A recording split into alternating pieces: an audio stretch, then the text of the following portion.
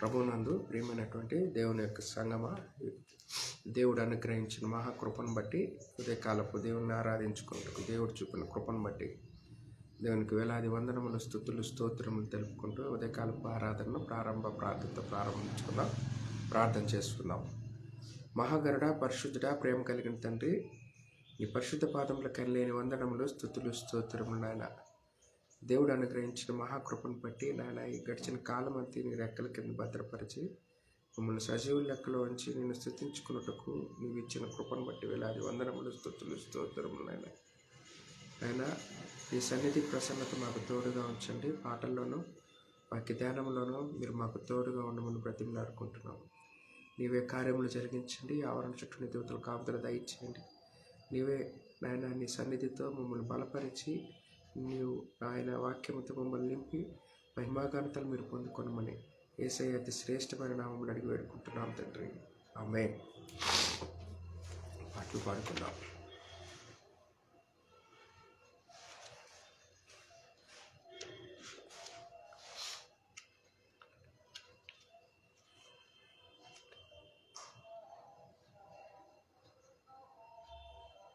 యేసయ్యా కనికర పూర్ణుడా, మనోహర ప్రేమకు నిలయుడా. యేసయ్యా కనికర పూర్ణుడా, మనోహర ప్రేమకు నిలయుడా. నీవే నా సంతోషగానము, సర్వ సంపదలకు ఆధారము. నీవే నా సంతోషగానము, సర్వ సంపదలకు ఆధారము. యేసయ్యా కనికర పూర్ణుడా, మనోహర ప్రేమకు నిలయుడా. నా వలన ఏదియో ఆశించకయే ప్రేమించితివి, నన్ను రక్షించుటకు ఉన్నత భాగ్యము విడిచితివి. నా వలన ఏదియో ఆశించకయే ప్రేమించితివి, నన్ను రక్షించుటకు ఉన్నత భాగ్యము విడచితివి. సిలువ మానుపై రక్తము కార్చి రక్షించితివి, శాశ్వత కృప పొంది జీవింతును ఇలా నీ కొరకే. యేసయ్యా కనికర పూర్ణుడా, మనోహర ప్రేమకు నిలయుడా. నా కొరకు సర్వము ధారాళముగా దయచేయువాడవు, దాహము తీర్చుటకు బండను చీల్చిన ఉపకారివి. నా కొరకు సర్వము ధారాళముగా దయచేయువాడవు, దాహము తీర్చుటకు బండను చీల్చిన ఉపకారివి. అలసిన వారి ఆశను తృప్తి పరచితివి, అనంత కృపనుంది ఆరాధింతుము అనుక్షణము. యేసయ్యా కనికర పూర్ణుడా, మనోహర ప్రేమకు నిలయుడా. నీ వలన బలము నొందిన వారే ధన్యులు, నీ సన్నిధి అయిన సీయోనులో వారు నిలచెదరు. నీ వలన బలము నొందిన వారే ధన్యులు, నీ సన్నిధి అయిన సియోనులో వారు నిలచెదరు. నిలువరమైన రాజ్యములో నిన్ను చూచుటకు నిత్యము కృపనుంది సేవించెదను తుది వరకు. యేసయ్యా కనికర పూర్ణుడా, మనోహర ప్రేమకు నిలయుడా, నీవే నా సంతోషగానము, సర్వ సంపదలకు ఆధారము. యేసయ్యా కనికర పూర్ణుడా, మనోహర ప్రేమకు నిలయుడా. హల్లెలూయా, ప్రైజ్ లార్డ్. మరొక పాట పాడుకుందాం. సర్వయుగములలో సజీవుడవు, సరిపోల్చగలనా నీ సామర్థ్యమును, కొనియాడదగినది నీ దివ్య తేజం. నా ధ్యానం నా ప్రాణం నీవే యేసయ్యా. సరిపోల్చగలనా నీ సామర్థ్యమును, కొనియాడదగినది నీ దివ్య తేజం. నా ధ్యానం నా ప్రాణం నీవే యేసయ్యా. సర్వయుగములలో సజీవుడవు, ప్రేమతో ప్రాణమును అర్పించినావు. శ్రమల సంఖ్యలైన శత్రువును కరుణించువాడవు నీవు. ప్రేమతో ప్రాణమును అర్పించినావు. శ్రమల సంఖ్యలైన శత్రువును కరుణించువాడవు నీవే. చూరులు నీ ఎదుట వీరులు కారెన్నడు, జగతిని జయించిన జయశీలుడా. సురులు నీ ఎదుట వీరులు కారెన్నడు, జగతిని జయించిన జయశీలుడా. సర్వయుగములలో సజీవుడవు, సరిపోల్చగలనా నీ సామర్థ్యమును, కొనియాడదగినది నీ దివ్య తేజం. నా ధ్యానం నా ప్రాణం నీవే యేసయ్యా. స్తుతులతో దుర్గమును స్థాపించు ఆడవు, శృంగధ్వనులతో సైన్యము నడిపించువాడవు నీవే. స్తుతులతో దుర్గమును స్థాపించువాడవు, శృంగధ్వనులతో సైన్యము నడిపించువాడవు నీవే. నీ యందు ధైర్యమును నే పొందుకొనేదను, మరణము గెలచిన బహుధీరుడా. నీ యందు ధైర్యమును నే పొందుకొనేదను, మరణము గెలచిన బహుధీరుడా. సర్వయుగములలో సజీవుడవు, సరిపోల్చగలనా నీ సామర్థ్యమును, కొనియాడదగినది నీ దివ్య తేజం. నా ధ్యానం నా ప్రాణం నీవే యేసయ్యా. కృపలతో రాజ్యమును స్థిరపరచు నీవు, బహుతరములకు శోభాతిశయముగా చేసితివి నన్ను. కృపలతో రాజ్యమును స్థిరపరచు నీవు, బహుతరములకు శోభాతిశయముగా చేసితివి నన్ను. నెమ్మది కలిగించే నీ బాహుబలముతో, శత్రువు ననసిన బహుశూరుడా. నెమ్మది కలిగించే నీ బాహుబలముతో, శత్రువు నలసిన బహుశూరుడా. సర్వయుగములలో సజీవుడవు.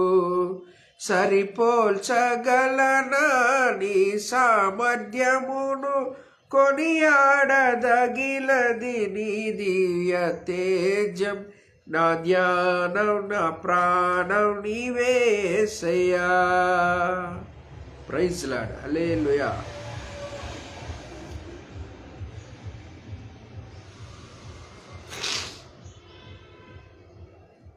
మరొక పాట పాడుకొని దేవుని మహిమపరచుకుందాం. సరిరారెవ్వరు నా ప్రియుడైన యేసయ్యకు, సరిరారెవ్వరు నా ప్రియుడైన యేసయ్యకు. సర్వము నెరిగిన సర్వేశ్వరునికి, సరిహద్దులు లేని పరిశుద్ధునికి. సర్వము నెరిగిన సర్వేశ్వరునికి, సరిహద్దులు లేని పరిశుద్ధునికి. సరిరారెవ్వరు నా ప్రియుడైన యేసయ్యకు. నమ్మదగిన వాడే, నలుదిశల నెమ్మది కలుగజేయువాడే. నమ్మదగిన వాడే, నలుదిశల నెమ్మది కలుగజేయువాడే. నా జీవితము జీవితమంతా అనుసరించినాడే. నా జీవితము జీవితమంతా అనుభవించినాడే. నాకై నిలువెల్ల సిలువలో నలిగి కరిగినాడే. సరిరారెవ్వరు నా ప్రియుడైన యేసయ్యకు. Praise lord. హల్లెలూయా. ప్రార్థన చేసుకొని వాక్య ధ్యానంలోనికి వెళ్దాం. నేటి దిన ధ్యానం కొరకు ఏర్పాటు చేయబడిన దైవ గ్రంథం ద్వితీయోపదేశకాండం 18వ అధ్యాయం 13వ వచనం చదువుకొని వాక్య ధ్యానంలోనికి వెళదాం. నీవు నీ దేవుడైన యెహోవా యొద్ద యథార్థవంతుడివై ఉండవలెను. నీవు నీ దేవుడైన యెహోవా యొద్ద యథార్థవంతుడై ఉండవలెను. చిన్న ప్రార్థన చేసుకొని వాక్య ధ్యానంలోనికి వెళ్దాం. మహాగరుడా, పరిశుద్ధుడా, ప్రేమ కలిగిన తండ్రి, నీ పరిశుద్ధ పాదములకెళ్ళైన వందనములు, స్తుతులు, స్తోత్రములు నాయన. ఈ ఉదయకాలం నిన్ను ఆరాధించుకున్నట్టుకు నీవు నాకు ఇచ్చిన గొప్ప అవకాశాన్ని బట్టి వందనాలు ప్రభు. వాక్యమును ధ్యానించుకున్నట్టుకుండగా నాయన ఆత్మస్వరూపుడుగా మా మధ్యలో నీకు దిగిరండి, నన్ను బలపరచండి నాయన. వినుటకు వినుబుద్ధిని దయచేయమని బ్రతిమలాడుకుంటూ నాయన ఈ యొక్క నాయన ఫేస్బుక్ లైవ్ ద్వారా వీక్షించున్న ప్రతి ఒక్కరిని బలపరచమని వేడుకుంటూ నాయన నీవే ముగింపు నుంచి ప్రారంభం నుంచి ముగింపు వరకు నీ సన్నిధి ప్రసన్నత మాకు తోడుగా వచ్చి మహిమా గంటలు మీరు పొందుకొనమని యేసయ్య అతి శ్రేష్టమైన నామములు అడిగి వేడుకుంటున్నాం తండ్రి. ఆమేన్. ప్రియమైనటువంటి వాళ్ళరా, ఈ ఉదయకాలం దేవుడు మనతో మాట్లాడుతున్న మాటలు, ఉదయకాలం దేవుడు మనతో మాట్లాడుతున్న మాటలు ఏమంటున్నాడంటే, నీవు నీ దేవుడైన యెహోవా యొద్ద యథార్థవంతుడివై ఉండవలెను అంటున్నాడంటే. దేవుడైన యెహోవా యొద్ద యథార్థవంతుడివై ఉండవలెను. దేవుడు యథార్థవంతుల మొర మాత్రమే వినుటకు ఆయన లోకమంతా సంచారం చేస్తున్న విషయాన్ని మనం అర్థం చేసుకోవాలండి. అందుకే దేవుడు పదే పదే మాట్లాడుతూ హెచ్చరిక చేస్తున్న అంశాన్ని మనం జ్ఞాపకం చేసుకుంటే ఆయన మనతో మాట్లాడుతున్నాడు. ఏమంటున్నాడు? నీవు నీ దేవుడైన యెహోవా యొద్ద యథార్థవంతుడిగా ఉండాలి. ఎందుకు ఈ మాటలు మాట్లాడుతున్నాడంటే, అనేకులు తమ యొక్క యథార్థతను విడిచిపెట్టి లోకానుసారమైన ఆలోచనల చేత, క్రియల చేత దేవుని దగ్గర నుంచి దూరం అయిపోతూ ఆయన యొక్క ప్రసన్నతను, యథార్థతను కొనసాగించలేని వారిగా ఉంటున్న పరిస్థితులు మనం చూసుకోవచ్చు, మనం గమనించవచ్చు. అయితే దేవుడు మనతో మాట్లాడుతున్నాడు, అయ్యా నీ యొక్క యథార్థతను విడిచిపెట్టబాకు అంటున్నాడు. కారణం ఏంటి? వారు యొక్క ప్రసన్నతను పొందుకున్నటకు ఆయన ఐగుప్తులో నుంచి ఇక్కడికి వచ్చిన తర్వాత, ఐగుప్తులో నుంచి దేవుని యొక్క సన్నిధిలోకి వచ్చిన తర్వాత దేవుడు ప్రసన్నతను కొనసాగించుకున్నటకు వారు తన యథార్థతను విడిచిపెట్టేసి లోకములో ఉన్నదంతా విడిచిపెట్టేసి లోకం వైపు పరిగెడుతున్న పరిస్థితులు మనం గమనించుకోవచ్చు. లోకం వైపు పరిగెడుతున్న విషయాలు మనం గమనించుకోవచ్చు.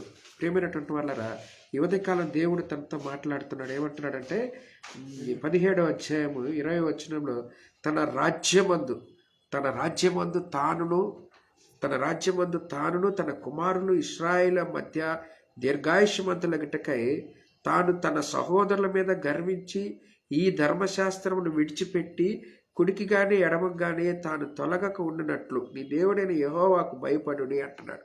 నీ దేవుడైన యెహోవాకు భయపడుడి. ఎందుకంట ఆయన రోషము కలిగిన దేవుడంట. ఏమంట? ఆయన రోషము కలిగిన, ఆయన నామము చెప్పు ప్రతి వారి మాటలు దేవుడు ఆలకిస్తాడంటున్నాడు. ఆయన మాటలు దేవుడు ఆలకిస్తున్నట్టుకే తన రాజ్యమును తానును తన కుమారులను ఇశ్రాయేలు మధ్యలో దీర్ఘాయుష్మంతులగటకై తాను తన సహోదరుల మీద గర్వించి ఈ ధర్మమును విడిచిపెట్టకుండా కుడికి గాని ఎడమకు గాని తను తొలగకుండానట్లు తన దేవుడైన యెహోవా ఎదుట యథార్థముగా ఉండాలని ఆయన ఆలోచన, ఆయన ప్రసన్నత. అందుకే ఈ ధర్మశాస్త్రము వాక్యములన్నిటినీ ఈ కట్టడలను అనుసరించి నడువ నేర్చుకున్నటకు అతడు తాను బ్రతుకు దినములన్నిటినీ ఈ గ్రంథమును ఏం చేయాలంట? చదువుతూ ఉండాలంట. ఈ గ్రంథమును చదువుతూ ఉండాలంట. చదివితేనే ఆ యొక్క ప్రసన్నతను దొరుకుతుంది.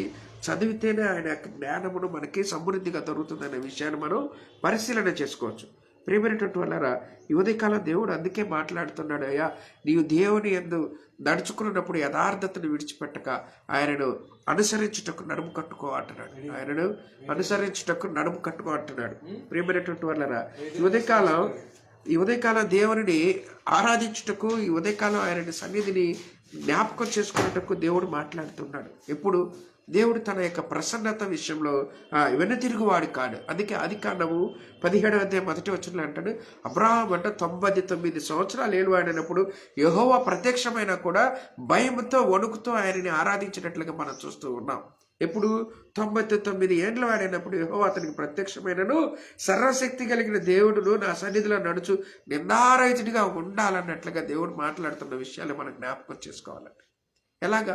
నిందారహితుడిగా తన యొక్క రోజువారీ విషయాలలో కూడా, ప్రతి దైనందిన విషయాల్లో కూడా జాగ్రత్తతో వ్యవహరిస్తూ ముందుకు సాగినప్పుడు ఆయన ప్రసన్నత మనకి తోడుగా ఉంటుందనే విషయాన్ని మనం మననం చేసుకునే అంశాలు మనం జ్ఞాపకం చేసుకోవాలి. ఎందుకంటే దేవుడు ప్రతిదీ కూడా పరిశీలన చేస్తూ, పరిశోధన చేస్తూ మనల్ని నడిపించే దేవుడు. ఆయన మనల్ని నడిపించే దేవుడు. అందుకే ఆయనను ఆరాధించుటకు ఆయన సన్నిధిలో ఉంటున్నాం. మనం ఆయనని ఆరాధించుకున్నట్టుకు ఆయన సన్నిధిలోకి వస్తున్నాం. మనం మన యొక్క ప్రతి విషయంలో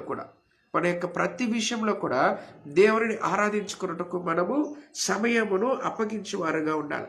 ఆయనని ఆరాధించుకున్నట్టుకు సమయం కేటాయించాలి. ఆయనను బ్రతిమలాడుకున్నట్టుకు సమయమును కేటాయించాలి. ఆయనని వేడుకున్నట్టుకు సమయం కేటాయించుకోవాలి. అందుకే దేవుని ప్రసన్నతను దొరుకు కాలమునందే వారిని వెతుకుటకు మనం నిశ్చయత కలిగిన వారంగా ఉండాలి. ఆయన విడువక ఎడబాయక తన కృపను వెంబరిస్తూ మనతో తోడుగా ఉంటూ మనం బలపరుస్తూ ఉన్న దేవుడు. ఆయన మనల్ని బలపరుస్తున్న దేవుడు. అందుకే ఆయన అనేక రకములుగా వేదన పడుతున్న పరిస్థితుల్లో ఆనాడు మనుషులందరి యొక్క పరిస్థితులన్నిటిని చూసి ఎంత దుఃఖాకాంతుడై ఎందుకు నేను వీళ్ళని మనుషులు సృష్టించారని బాధపడే సందర్భం కూడా మనం చూస్తూ ఉన్నాం. ఎందుకు వీళ్ళని ఈ లోకంలో మనం ఏర్పాటు చేసామని బాధపడిపోయి అందరినీ నాశనం చేసేదని ఆలోచన చేసినప్పుడు అక్కడ నీతిమంతుడిగా నోవాహు ఒక్కడు మాత్రమే కనపడ్డాడండి. నీతిమంతుడిగా నోవాహు ఒక్కడే. ఈరోజు చాలామంది రకరకాలుగా ఆలోచన చేస్తూ ఉన్నారు, రకరకాలుగా తలంపులు చేస్తూ ఉన్నారు. ఎందుకంటే తమ యొక్క కోరికలు, ఇష్టములు నెరవేర్చుకున్నట్టుకు దేవునిని ఆది సంభూతులుగా చేసుకుంటున్న విషయాన్ని మనం చూస్తూ ఉన్నాం. నిజమో కాదు నాకు తెలియదు, కానీ దక్షిణాఫ్రికా ఆ కంట్రీస్లో అంట చేతబడులు కానీ మాంత్రిక విద్యలు చేయుటకు కూడా ఈ యొక్క బైబిల్ గ్రంథమునే ఉపయోగిస్తున్నారని ఈ విషయాన్ని నేను విన్నా. నిజమో కాదు నాకు తెలియదు. ఎందుకంటే ఇది ఒక ఆధారం చేసుకుంటున్నారు, ఏదైనా సరే ఎట్లాగైనా సరే.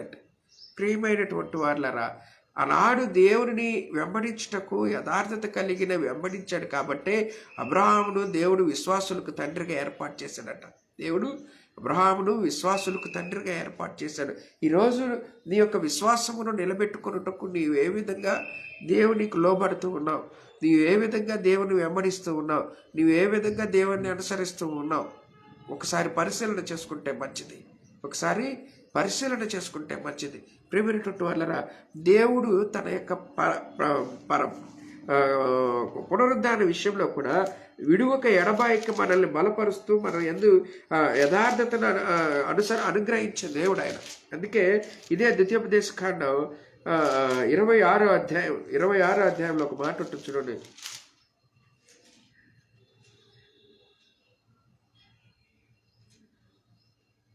26వ అధ్యాయం 19వ వచనం అంటాడు, తాను సృజించిన సమస్త జనముల కంటే నీకు కీర్తి ఘనత పేరు కలిగినట్లు నిన్ను హెచ్చించుదువని ఆయన సెలవిచ్చినట్లు నీవు నీ దేవుడైన యెహోవాకు ప్రతిష్ఠ జనమై ఉండవలని అంటున్నాడు. ఎలాగంట?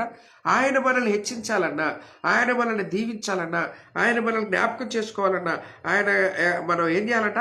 ఆయన యొక్క చిత్తము చొప్పున నడుచుకునే విధానంలో మనం మన యొక్క జీవన విధానం కొనసాగించాలి. మన జీవన విధానం కొనసాగించాలి. అందుకే అంటాడు, ఏమంటాడు? హెచ్చించదు అని ఆయన సెలవిచ్చినట్లంట. నిన్ను హెచ్చించదు అని ఎక్కడ? ఆయన యొక్క జనముల ఎదుట, ఆయన యొక్క జనముల ఎదుట హెచ్చించదు అని నెలకొన్నట్టు. ప్రియమైనటువంటి వాళ్ళరా, దేవుని యొక్క సన్నిధిలో నుంచుంటున్న మనం, దేవునిని ఆరాధించుకుంటున్న నడుము కట్టుకుంటున్న మనం, ఆయనని వెతుకుట యందు అలసత్వం ఉండకూడదట. వెతుకుట యందు అలసత్వం ఉండకూడదు. ఆయనని వెంబడించుట యందు మనము జాగ్రత్త చేయకూడదట. ఆయనని వెంబడించుట యందు మనము జాగ్రత్త చేయకూడదు. అందుకే దేవుడు తగిన కాలమందు మనల్ని హెచ్చించుటకు ఆయన బలిష్టమైన చేతుల కింద మనం దీన మనసు కలిగిన వారంగా ఉండాలని ఆయన వేడుకుంటున్నాడండి. దీన మనసు కలిగిన వారు ఆయన మాటలు వింటే, ఆయన యొక్క చిత్తమును నెరవేరిస్తే ఎలాగుంటుందంట పరిస్థితి చూడండి. ఇదే ద్వితీయోపదేశ కాండం 15వ అధ్యాయం 5వ వచనం అంటాడు, కావున నేను నీకు ఆజ్ఞాపించిన ఈ ఆజ్ఞలన్నిటినీ అనుసరించి నడుచుకొనున్నట్లు నీ దేవుడైన యెహోవా మాటను జాగ్రత్తగా విడిలేడల. ఎప్పుడంట? ఆయన మాటలు జాగ్రత్తగా వింటే ఏం జరుగుతుందంట? బేదలే ఉండరట అంటున్నాడు. ఏమంటున్నాడు? నేను నీకు ఆజ్ఞాపించిన ఈ ఆజ్ఞలన్నిటినీ అనుసరించి నడుచుకొనున్నట్లు నీ దేవుడైన యెహోవా మాటను జాగ్రత్తగా విని ఎడల నీలో బేదలే ఉండరు. మరి మన యొక్క ఆర్థిక స్థితిగతులన్నీ దయనీయంగా మారటానికి మనం చేస్తున్న పనులన్నిటినీ మనం చూస్తే ఒకసారి పరిశీలన చేసుకుంటే మనం ఏం చేస్తున్నామంటే, ఒక అడుగట్టు ఒక ఇడిగట్టు మన సొంత ఆలోచనలు లోబడనల్లని మనసులుగా మనం తయారైపోతున్నాం. దేవుడు ప్రతిదీ కూడా జ్ఞాపకం చేసుకునే దేవుడు ప్రతిదీ కూడా పరిశోధించే దేవుడు ఆయన. అందుకే అంటున్నాడు, నీవు దేవుని ఎదుట యథార్థంగా ఉండటకు ప్రయత్నం చేయంటున్నాడు. యథార్థంగా ఉండటకు. అందుకే ఏబు గురించి ఒక మాట మాట్లాడతాడు కదా. ఏబు గురించి ప్రస్తావిస్తూ ఏబుని గురించి రాస్తూ అంటాడు, ఇక్కడ ఊజు దేశం మందు ఏబు అంటే ఒక మనుషుడు ఉండెను. అతడు యథార్థవంతుడును న్యాయవంతుడినై దేవుని యందు భయభక్తులు కలిగి చెడుతనమును విసర్జించిన వాడని అతని గురించి దేవుడే సాక్ష్యం ఇస్తున్నాడండి.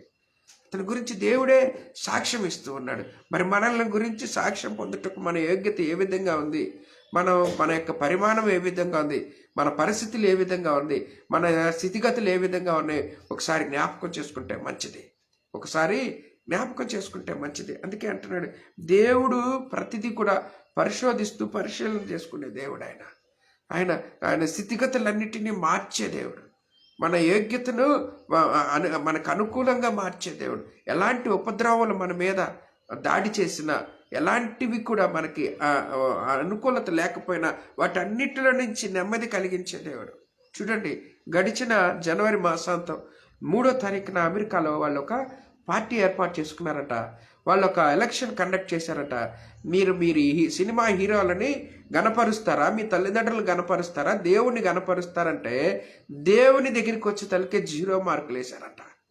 దేవుని దగ్గరికి వచ్చే తలకే 0 మార్కులు వేశారట. ఈరోజు చూడండి, అగ్ని ప్రచండంగా వారిని తరుముతుంది. నేటికి ఆరల అగ్ని. ఇలాంటి ఉపద్రవంలే మనల్ని వెంటాడితే మన పరిస్థితులు ఏమవుతాయండి?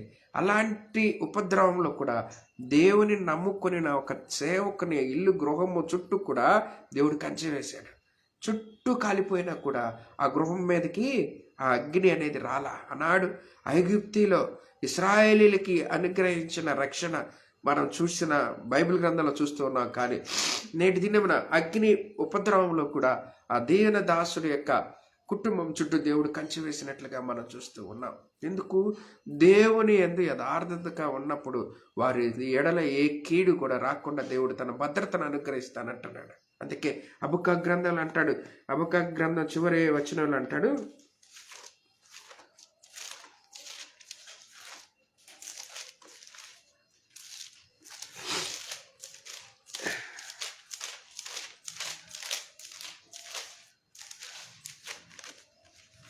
హబక్కూ 3వ అధ్యాయంలో 17వ వచనం అంటాడు, అంజూరపు చెట్లు పూయకుండినను, ద్రాక్ష చెట్లు ఫలింపకుండినను, ఒలీవ చెట్టు కాపు లేకపోయిండినను, చేనులో పైరు పంటకు రాకపోయినను, గొర్రెల దొడ్డిలో లేకపోయినను, పాలలో పశువులు లేకపోయినను, నేను యెహోవా యందు ఆనందిస్తాను అంటున్నాడు. నేను యెహోవా యందు ఆనందించదని అంటున్నాడు. ఇది నిశ్చయత కలిగిన విశ్వాసి యొక్క ప్రమాణం. విశ్వాసి యొక్క ప్రమాణం. చాలామంది నాకు కొదువైపోయింది, నేను దాంట్లో లేమిగా ఉన్నానని ఇబ్బంది పడుతున్న పరిస్థితులు. నాకు కొదువైపోయింది. అందుకే జనములు ఎలాగుండాలంట? యెహోవా దృష్టికి పాపము చేయని వారిగా ఉండాలి. దేవుని దృష్టికి పాపము చేయని వారిగా ఉండాలి. హిజ్కియా విషయంలో మనం చదువుకుంటున్నాం కదా. హిజ్కియా విషయంలో మనం చదువుకుంటున్నాం. అతనికి దేవుడు ఎందుకు ఆయుష్ పెంచాడండి? ఎందుకు ఆయుష్ పెంచాడంటే తన తల్లిదండ్రుల కంటే దేవుని యందు యథార్థంగా జీవన విధానం కొనసాగించాడు. అతడు తన యొక్క రాజ్య పరిపాలనలో అక్కడున్న విగ్రహాలన్నిటినీ కొట్టివేశాడు. విగ్రహ సంబంధమైన దేవతారాధనలన్నిటినీ తుడిపివేశాడు. అంతే.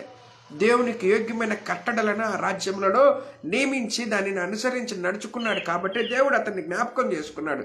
దేవుడు తన దాసుడి ద్వారా ప్రకటించాడు, నీ దినములు సంపూర్తి అయి నీ ఇంటిని చక్కబెట్టుకో అన్నప్పుడు తన కన్నీరు పెడుతూ ఉన్నాడు. గోడను పట్టుకొని కన్నీరు కారుస్తుంటే దేవుడు మరలా వెంటనే మాట్లాడి అతనికి ఆయుష్ను అనుగ్రహించినట్లుగా మనం చూస్తూ ఉన్నాం. ఈరోజు నా జీవితంలో దేవుడు జరిగించవలసిన కార్యములు మనం పొందుకొనుటకు మనం ఏ విధంగా ఉండాలంటున్నాడు? నువ్వు యథార్థవంతుడుగా దేవుడి సన్నిధిలో ఉండుటకు ప్రయత్నించేయి. అప్పుడు నీవు స్థిరపరుస్తాడు, బలపరుస్తాడు, దేవుడు దీవిస్తాడు అనే విషయాన్ని మనం జ్ఞాపకం చేసుకోవాలి. ఎన్ని ఉపద్రవములు వచ్చినా, ఎన్ని అపాయకరమైన పరిస్థితులు వచ్చినా దేవుడు తన యొక్క దాసులను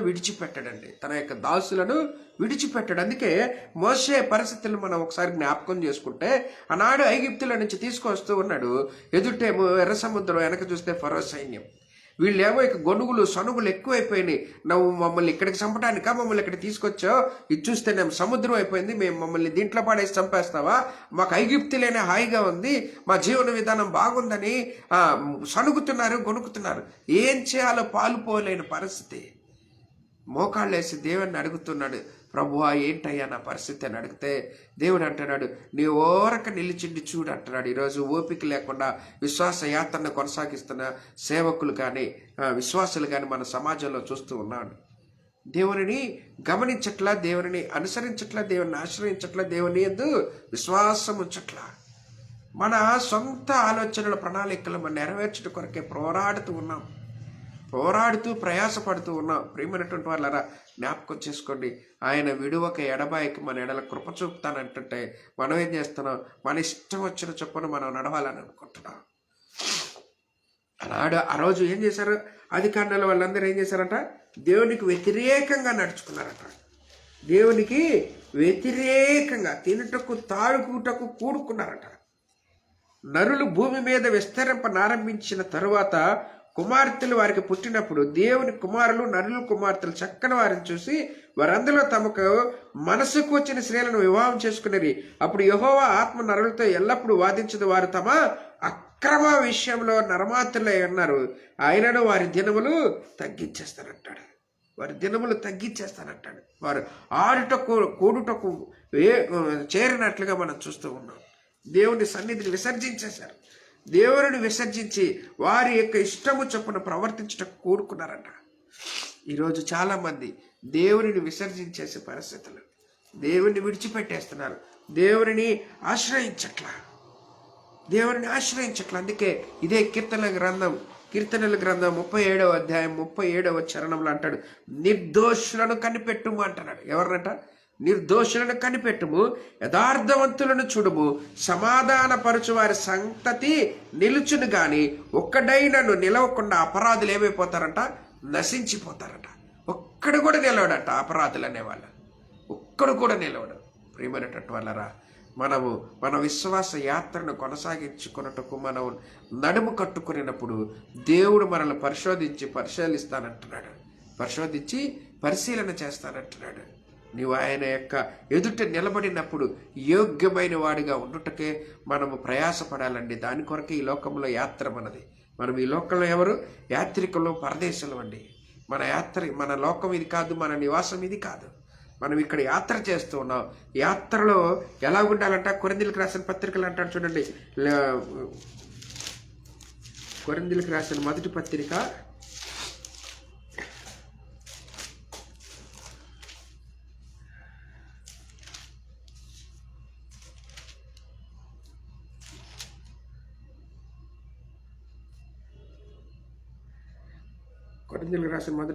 7వ అధ్యాయము 29 వచనం అంటాడు, సహోదరులారా నేను చెప్పున్నది ఏమనగా కాలం ఏమైపోయిందంట? సంకుచితమైపోయింది, కుచించుకుపోతుంది. కాలము సంకుచితమైనది కనుక ఇక మీదట భార్యలు కలిగిన వారు ఎలాగట? భార్యలు కలిగిన వారు భార్యలు లేనట్టును, ఏడ్చువారు ఏడవనట్టును, సంతోషపడువారు సంతోషపడనట్లును, కొనువారు తాము కొనినది తమది కానట్లును, ఈ లోకము అనుభవించువారు అమితముగా అనుభవింపనట్లును ఉండవలను. ఏలయనగా ఈ లోకపు నటనట గతించిపోతుందంట. ఈ లోకపు నటన గతింపులోనికి వచ్చింది. ప్రేమైనటువంటి వాళ్ళరా, మనం అనుకుంటున్నామేమో మనకి ఇంకా ఉంది, సమయం ఉంది అని అనుకుంటున్నామేమో. మన ఇష్టం వచ్చినట్లుగా ఆలోచన చేస్తున్నామేమో. జాగ్రత్త. దేవుడు పరిశీలన చేసి తూనికేస్తున్నాడు. ఆనాడు రాజుకే తూనికేశాడు. నువ్వు తునికిలు ఏమంట? తక్కువగా కనపడుతున్నావు అంటున్నాడు. తునికిలో తక్కువగా కనపడుతున్నాను అంటున్నాడు. ఈరోజు మన విశ్వాస యాత్ర జీవితంలో మనం దేవునిని వెంబడించుటయందు మనం ఎలాగుండాలంట? జాగ్రత్త కలిగిన వారంగా ఉండాలి. అందుకే ఇందాక మనం చదువుకున్నట్లుగా అంటున్నాడు, కనిపెట్టు, నిర్దోషులను కనిపెట్టు, యథార్థవంతులను చూడంటున్నాడు, సమాధానపరచు వారి సంతతిని ఎక్కడ? భూమి మీద నిలుచుది అంటున్నాడు. భూమి మీద నిలుచుది. నిజమే. అన్నాడు రాహాబు వేశ్యను ఒకసారి జ్ఞాపకం చేసుకుంటే అన్నాడు యెహోషువ కాలేబులకు ఆమె ఆశ్రయం ఇచ్చింది, వారిని కాపాడింది, వారు చెప్పినట్లుగా వింది, దేవుని ఆజ్ఞకు లోబడింది కనుక ఆ యొక్క కుటుంబాన్ని దేవుడు నిలబెట్టినట్లుగా మనం చూస్తూ ఉన్నాం. ఈరోజు దేవుని యందు వస్తూ ఉన్నాం. అయ్యా నేను అలాగుంటాను, నేను అలాగ చేస్తాను, నేను ఇలాగ చేస్తానని దేవుని ఆరాధన ఆలయంలో కూర్చొని ఎన్నో మాటలు మాట్లాడుతూ ఉంటాం. కానీ బయటకు వచ్చిన తర్వాత మరలా బలహీనం అయిపోతున్నాం. నేను నిలబడలేకపోతున్నాం, నేను ఆయన అనుసరించలేకపోతున్నాం, ఆయనకి ఇచ్చిన మాటలు నెరవేర్చలేని వారంగా ఈ లోకంలో కొనసాగుతూ ఉన్నాం. కానీ దేవుడు అలాంటి వాడు కాదండి. మాట ఇచ్చి తప్పని వాడైతే కాదు మన దేవుడు మన ఎడల ఆనాడు మన పితరులతో చేసిన నిబంధనను జ్ఞాపకం చేసుకుంటూ పదే మనల్ని బలపరచాలని ఆశ కలిగిన వాడిగా ఉన్నాడు. మనల్ని బలపరచాలని ఆశ కలిగిన వాడుగా ఉన్నాడు. ఆయన సన్నిధిలో ఉంటున్నాం మనం. ఆయన యొక్క వాక్కు చేత, ఆయన యొక్క సన్నిధి ప్రసన్నత చేత మనము బలపరిచేవాడుగా ఉండటం కొరకు ఆయన ఈ ఉదయకాలం మాట్లాడుతున్నాడండి. అందుకే దేవుడు పదే యథార్థవంతులతో మాట్లాడుతూ ఉన్నాడు. ఆనాడు హిజ్కియాతో మాట్లాడిన, రాహాబు వేశ్యను బలపరిచిన, అబ్రహాంతో మాట్లాడిన, దేవుని యొక్క మాట చొప్పున నడుచుకున్నారు కాబట్టే వారిని బలపరిచినట్లుగా చూస్తూ ఉన్నాం. ఈరోజు నా జీవితం దేవునికి ఏ విధంగా ఉంది? ఒకసారి ఏబుడు మనం పరిశీలన చేసుకుంటూ అంటాడు, 1:8 వచనంలో అంటాడు, అందుకు యెహోవా నీవు నా సేవకుడు ఏబు సంగతి ఆలోచించామంటున్నాడు. ఎవరు? దేవుడు మాట్లాడుతున్నాడు. యెహోవా అంటున్నాడు, నా సేవకుడు అయిన యోబు గురించి ఆలోచించావా? అతడు యథార్థవంతుడు, న్యాయవంతుడు, దేవుని యందు భయభక్తులు కలిగి చెడుతనమును విసర్జించిన వాడు, భూమి మీద అతని వంటి వాడు లేడని ఎవరో సాక్ష్యం ఇస్తున్నాడండి? దేవుడు సాక్ష్యం ఇస్తున్నాడు. ఈరోజు మనం కూడా గొప్పలు కట్టుకుంటాం, నేను అది చేశానని, ఇది చేశాను, నేను అలాగున్నా, నేను ఇలాగున్నానని. కానీ దేవుని సన్నిధిలో ఉండుటకు మనం ఎలాగుండాలంట? నడుము కట్టుకునే వారంగా ఉండాలి. ఆయన సాక్ష్యం ఇచ్చేవారుగా ఉండాలి. అందుకే దేవుని అంత తీర్మానం చేసుకుని అతని గురించి సాక్ష్యం ఇచ్చాడు కాబట్టి అతడు అనేక రకమైన ఉపద్రవములు, వేదనలు, బాధలు అతన్ని వెంబడించినా కూడా అతడు దేవుని సన్నిధిలో నుంచి తొలగిపోలా. అందుకే మొదట నీ స్థితి కొద్దిగా ఉన్న తొదకు అది మహావృద్ధులానికి వచ్చిందని ఏం గురించి దేవుడు సాక్ష్యం ఇస్తూ ఉన్న పరిస్థితులు మనం చూస్తూ ఉన్నాం. అతను కోల్పోయింది 1% అయితే పొందుకునేది 2%గా మనం చూస్తూ ఉన్నాం. ఎందుకు? దేవుని యందు యథార్థతగా జీవించాడు కాబట్టి, దేవుని యందు యథార్థతగా అనుసరించాడు కాబట్టి ఆ యొక్క కృపను అతను పొందుకున్నట్లుగా మనం చూస్తూ ఉన్నాం. ఈరోజు నా జీవితం దేవునికి ఏ విధంగా ఉంది ఒకసారి పరిశీలన చేసుకుంటే మంచిది. అందుకే మాట్లాడుతున్నాడు, నీవు దేవుని యందు యథార్థవంతుడిగా ఉండుటకు ప్రయాసపడమంటున్నాడు. యథార్థవంతుడిగా ఉండుటకు ఆయన యథార్థవంతులు ఆలకిస్తానంటున్నాడు. వారి యందు దృష్టి ఉంచుతానంటాడు. వాళ్ళు బలపరచాలని ఆయన కనుదృష్టి లోకమంతా సంచారం చేస్తుంది అంటున్నాడు. నువ్వు ఈ లోకంలోంచి తప్పించుకున్నట్టు అసాధ్యం. ఆయన కనుల ఎదుటి నుంచి దాగుకున్నట్టు అసాధ్యం. అబ్రహామా, ఆదామా, నువ్వు ఎక్కడున్నావు అంటే, అయ్యా నేను దాక్కున్నానయ్యా అంటున్నాడు. ఈరోజు మన పరిస్థితి అలాగ ఉండకూడదండి. అలా ఉండకుండా ఉండుట కొరకే తన ఏకైక కుమారుని లోకంలోనికి పంపించి మనకు రక్షణ అనుగ్రహించిన దేవుడు ఆయన. లేకపోతే మనమందరము నశించిపోయేవారమే.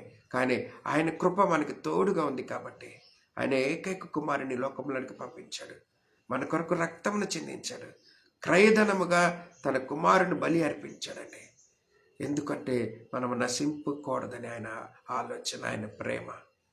అందుకే ఆయన అనుగ్రహించిన ప్రేమను మనం పొందుకున్నట్టు మనము నిర్లక్ష్యముగా ఉండకుండా ఆయన అనుగ్రహించి స్వాస్థ్యమును పొందుకున్నట్టుకు మనం ప్రయాసపడువారంగా ఉండాలి.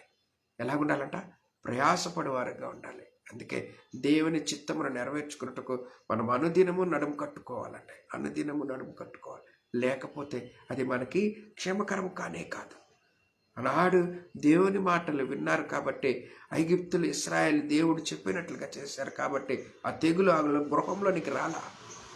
ఐగుప్తుల వాళ్ళందరూ తెగులు చేత బాధింపబడ్డారు. కానీ ఇశ్రాయేలు వారు అంతటి ఉపద్రవంలో కూడా రక్షించబడినట్లుగా చూస్తున్న కారణం ఏంటంటే ఆయన ఆజ్ఞానుసారమైన ఆలోచనలు నెరవేర్చడం వలన, ఆయన ఆజ్ఞానుసారమైన ఆలోచనలు నెరవేర్చడం వలన వారికి దేవుడు ఉన్నతమైన కృపను దేవుడు అనుగ్రహించినట్లుగా మనం చూస్తూ ఉన్నాం. ప్రేమైనటువంటి వాళ్ళరా, ఇదే మాటలు మనం చూస్తే ఏమంటున్నాడు? ప్రకటన గ్రంథం 3:2 అంటాడు, నీ క్రియలు నా దేవుని ఎదుట సంపూర్ణమైనవిగా నాకు కనపడలేదు కనుక జాగరూకుడివై సావనై ఉన్న మిగిలిన వాటిని బలపరచుమంటున్నాడు.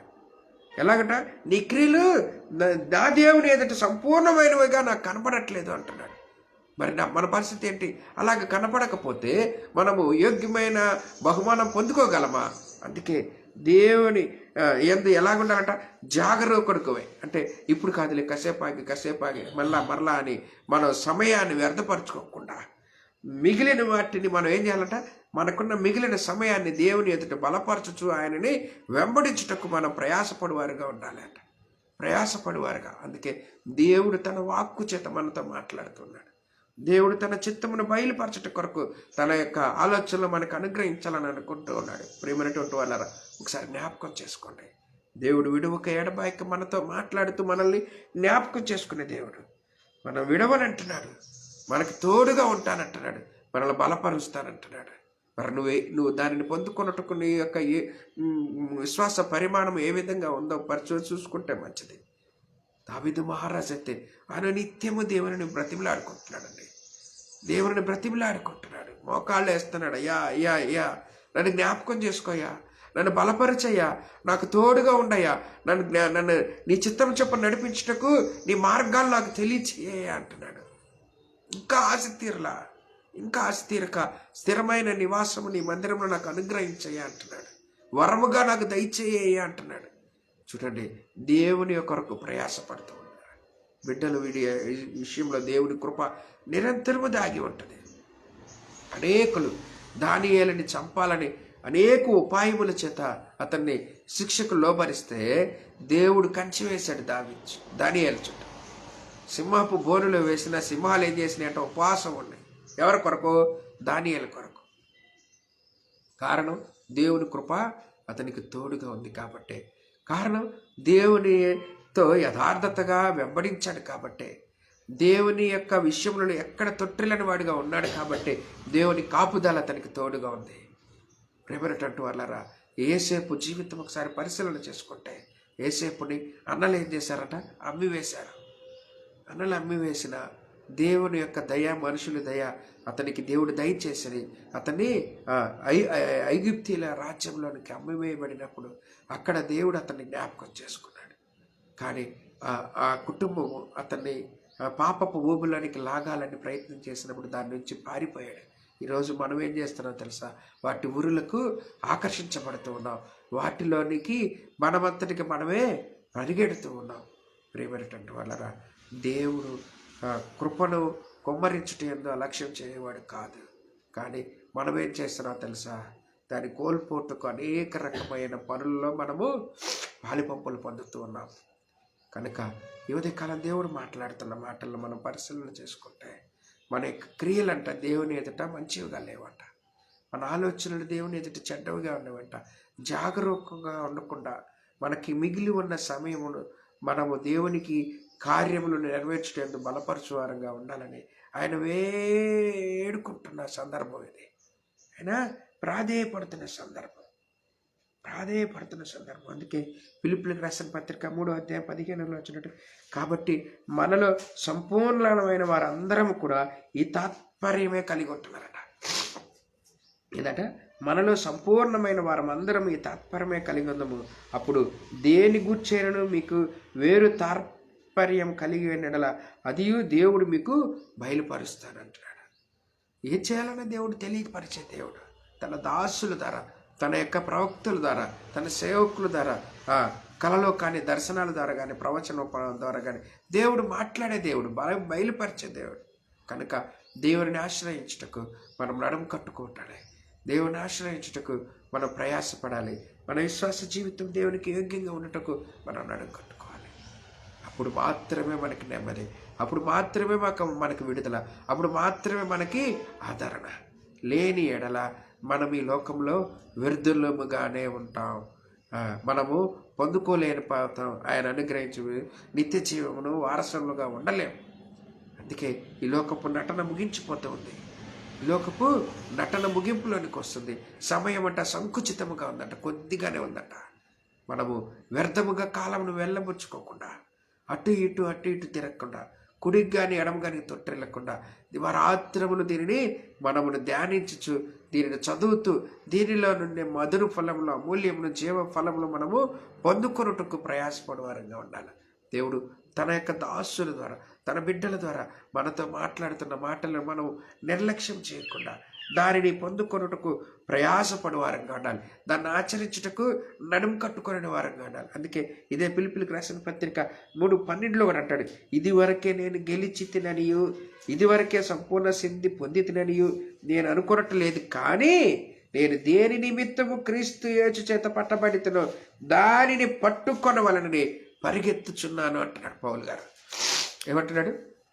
నేను అనుకోవట్లే ఏమని, ఇదివరకే నేను స్థిరముగా ఉన్నాను, నేను ఇదివరకే దీన్ని పొందుకున్నాను, నేను ఇదివరకే దీనిని సంపూర్ణ సిద్ధి పొందితునని నేను అనుకోవట్లేదు. కానీ నేను దేని నిమిత్తము క్రీస్తు యేసునందు పట్టబడితేనో దానిని పట్టుకోవాలని ప్రయాసతో పరిగెడుతూ ఉన్నాడంట. ప్రియమైనటువంటి వాళ్ళరా, ఉదయకాలం మన విశ్వాస యాత్ర ఏ విధంగా పరిగెడుతూ ఉంది? ఎటువైపు పరిగెడుతూ ఉంది? దేనిని అనుసరించాలనే పరిగెడుతూ ఉంది? ఎక్కడ దొరుకుతుందని పరిగెడుతూ ఉంది? వీళ్ళు ఎలాగున్నారంట? అటు ఇటు పరిగెడుతున్నారంట. ఆ కొండలకి ఈ కొండలకి, ఈ కొండలకి ఆ కొండలకి. అందుకే అంటున్నాడు, నేను వారిని పిలవలేదు, నేను వారిని ఏర్పాటు చేసుకోలేదు. నేను నా కాపరులకు, నా గొర్రెలకు నేను మంచి కాపరిని నియమించుకుంటాను అంటున్నాడు. మరి నీ విశ్వాస జీవితం ఏ విధంగా ఉంది? కాపరిగా ఉండటకు నువ్వే విధంగా నడుము కట్టుకుంటున్నావు? నువ్వే విధంగా ఆలోచన చేస్తూ ఉన్నావు? ఏ విధంగా దానిని పొందుకోవాలని ప్రయాసపడుతూ ఉన్నావు? ప్రియమైనటువంటి వాళ్ళరా, ఒక్కసారి పరిశీలన చేసుకుంటే మంచిది. అందుకే దేవుడు ఉదయకాలం మనతో మాట్లాడుతున్నట్లుగా నీతిపదేశకాండం 18వ అధ్యాయం మాట్లాడుతున్నట్లుగా ఏమంటున్నాడు? నీవు నీ దేవుని అయిన యెహోవా యొద్ద యథార్థపరుడువై ఉండుటకు ప్రయాసపడు అంటున్నాడు. యథార్థవంతుడిగా ఉండుటకు ప్రయాసపడు తప్ప ఈ లోకం వైపు పరిగెట్టబాకు. ఈ లోకం అటు ఇటు మనలేంది ఆకర్షిస్తూ ఉంటుంది. అందుకే మీకా గ్రంథంలో అంటాడు, నీకు ఏది ఉత్తమం అది నీకు తెలియపరిచాను, నువ్వు ఈ విధంగా నడుచుకుంటే కదా నేను కోరుకుంటున్నాను అంటాడు. ఈ విధంగా నడుచుకున్నట్టు కదా అందుకే ఈ విధంగా నడుచుకున్న వారి ఎడల దేవుడు తన అద్భుతములు జరిగించినట్లుగా చూస్తూ ఉన్నాం. దేవుని మన పితరులు దేవుని వెంబడించినంత కాలం నెమ్మది పొందారంట. ఎప్పుడైతే అహంకారంతోనూ దేవునిని విడిచిపెట్టారో అప్పుడు ఉగ్రతను కొని తెచ్చినట్లుగా మనం చూస్తూ ఉన్నాం.